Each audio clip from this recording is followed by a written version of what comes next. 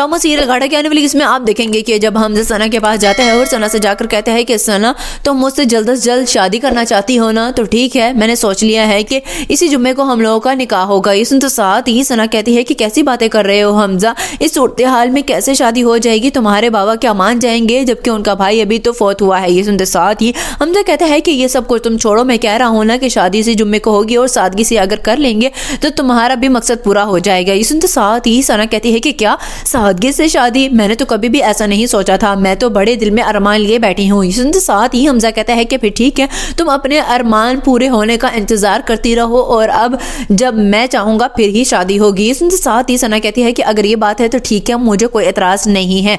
दूसरे सीन में आप देखेंगे कि उधर जब दानिश रानिया की माँ के पास जाता है तो रानिया की माँ कहती है कि तुम यहाँ पर क्यों हो, तुम्हें तो अपने घर में होना चाहिए ना। तो सुनते साथ ही दानिश कहता है कि अरे सासू माँ मैं तो बस आपसे थोड़ी से कागजात पे साइन करवाने आया था। ये सुनते साथ ही रानिया की माँ कहती है कि किसी कागजात पे दस्तखत नहीं करूंगी, तुम यहाँ से चले जाओ, मुझे अच्छी तरह पता है कि तुम यहाँ पर किस मकसद से आ रहे हो। ये सुनते साथ ही दानिश रानिया की माँ से कहता है कि अच्छा अगर आपको दस्तखत नहीं करने हैं तो फिर देखें आपकी बेटी का क्या होगा और उसके आने वाले बच्चे का, उसे तो सबसे पहले ही मार दूंगा। ये सुनते साथ ही रानिया की माँ कहती है कि तुम मुझे ब्लैकमेल कर रहे हो, करते रहो, मुझे और भी अब कोई सदमा मिल जाए तो मैं शायद इसी तरह ही खड़ी रहूंगी जैसे अब खड़ी हूँ। लास्ट सीन में आप देखेंगे कि उधर जब दानिश की माँ रानिया से कहती है कि रानिया तुम इतने ज्यादा परेशान रहती हो, मैं जानती हूँ कि अब वैसे भी हालात नहीं है जैसे तुम्हारे पहले थे। ये सुनते साथ ही रानिया कहती है कि आपको मुझसे जितनी हमदर्दी है मैं अच्छे तरीके से जानती हूँ। ये सुनते साथ ही